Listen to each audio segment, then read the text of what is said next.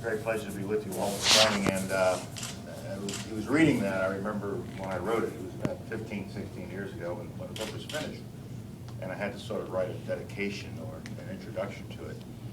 And I sat down and wrote those words. Every single word is mine, not a ghostwriter or collaborator, and it really does give you the feeling that I have for my upbringing, my community, my schools, as well as the country that gave me the opportunities that it did.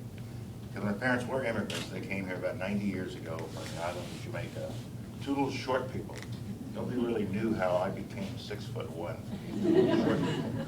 But we decided not to go a day over that. But we had a lot of fun with that family. And my father had not finished high school. My mother had finished high school. And so this was always a source of discontent within the family whenever they started arguing with each other. And my mother wanted to get the best of him. She would say something like, him who never finished high school. And that was the killer instinct there, or that would do it. That would kill the argument. But it was that family, these two wonderful people who came here with nothing. And they came to this country not because they didn't love Jamaica. They loved Jamaica. They came here because this country gave them an opportunity.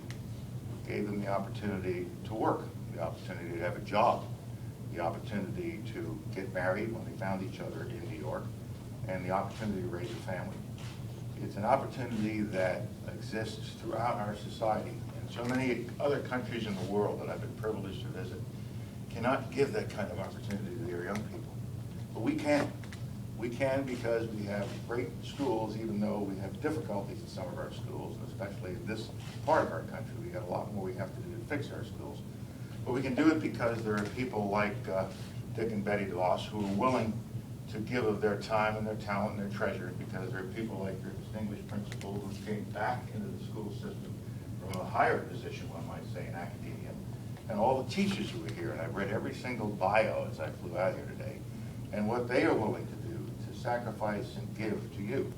So you've been given one heck of an opportunity, and I hope you realize the importance of that opportunity. I hope you realize that this opportunity has been given to you for you to seize and do something with it, and do something with your lives.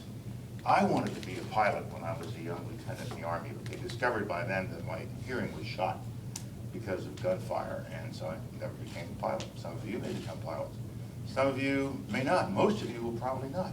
But the education you're going to get here, the exposure you're going to get here, these wonderful facilities that are here, these gifted teachers and leaders that you have here, are going to prepare you for whatever life holds.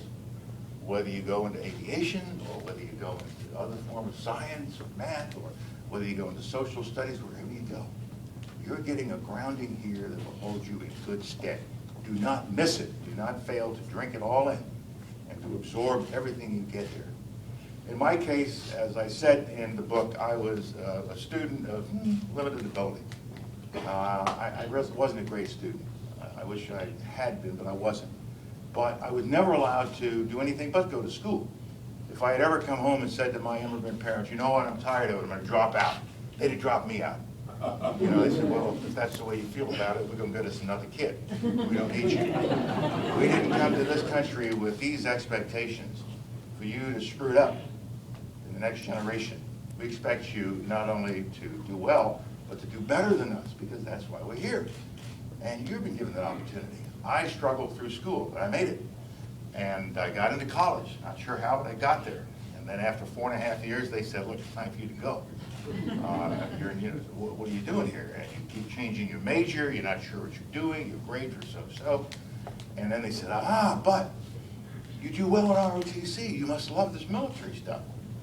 And so let's take your ROTC grades and roll them into the rest of your GPA, and maybe that'll get you out of here. And he did that, and brought it up to a 2.0. And they said, good, he passed, go. They gave me a Bachelor of Science degree in geology. I've never looked at a rock since I graduated 53 years ago. And I went into the Army because it was something that I thought I loved, and I did love it, and I stuck with it. And even though they squeezed me out of City College of New York, now I'm considered one of the greatest sons the City College of New York has ever had. So it doesn't matter where you start in life, it's where you end up, what you do along the way. Well, you're now starting in life. You're now being given a great opportunity to do a lot better than I did. You won't have to struggle like I had to struggle. But an opportunity is only of value if you take advantage of it. And so drink deeply of all that you're being offered. Most important subject? Is it science? Is it math? Is it aviation? Is it how to fix an airplane or fly an airplane? My own personal view is English. English. I hope. Hey, I knew she'd be there. I didn't know she'd shout or scream. The only teacher I really remember from my high school days was Miss Ryan, with my English teachers. But the reason it was so important is once you master the English language, you can read it, you can write it, you can speak it, you can get up on your feet and speak well. And only when you master the English language can you master anything else. You can't master a science book if you haven't mastered English. And so master English and then get into the sciences, because one of the problems we're having in America is that we don't have enough youngsters who are focusing on engineering, who are focusing on science, who are focusing on math. We need you desperately. I'm in a venture capital company out in Silicon Valley, and one of the challenges we have is we're the next generation of smart kids who have mastered engineering and science and math coming from. We need them.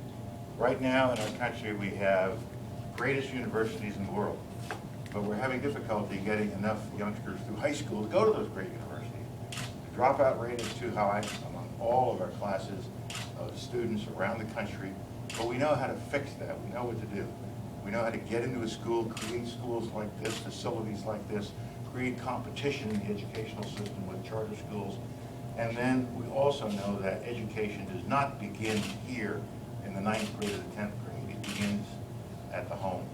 It begins when a baby first hears its mother's voice and knows it's his mother.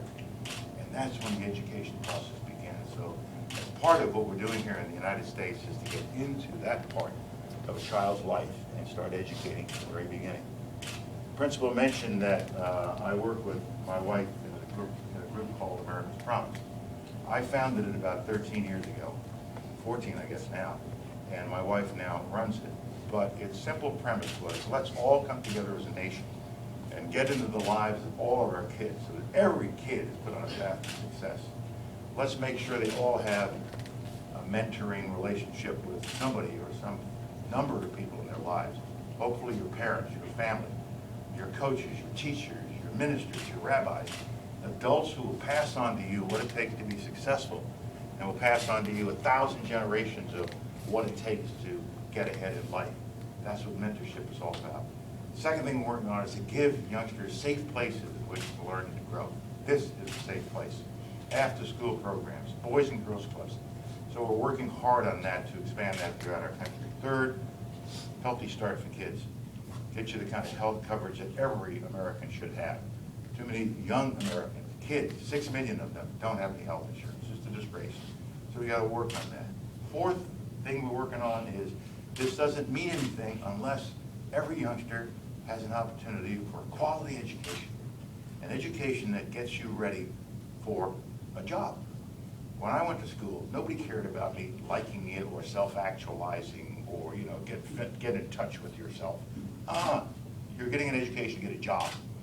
So when you get a job, we can get you out of the house. You can go find your own house. That's what it's all about. So you're being educated for the workplace of the 21st century. And what an opportunity you have with science and math and the aviation skills you're going to pick up to really make a contribution to this internet-driven, information-driven, flattening world that we all live in. And the fifth thing we push in America's Promise is that at this stage in your life, when you're young, when you're pretty much thinking about yourself a lot, this is the time for you to serve others. This is the time for you to understand that to be a good citizen, to be a good American, you have to give back to others. So find ways as you get older to volunteer with various causes, to participate in the process of governing your community or governing the nation. And all of that will make you a better citizen, a better person. I also want you, as you think about, you know, what a reciprocal engine is, what an afterburner is, and all that kind of good stuff, you also have teachers here who can expose you to social studies and expose you to the arts. In high school,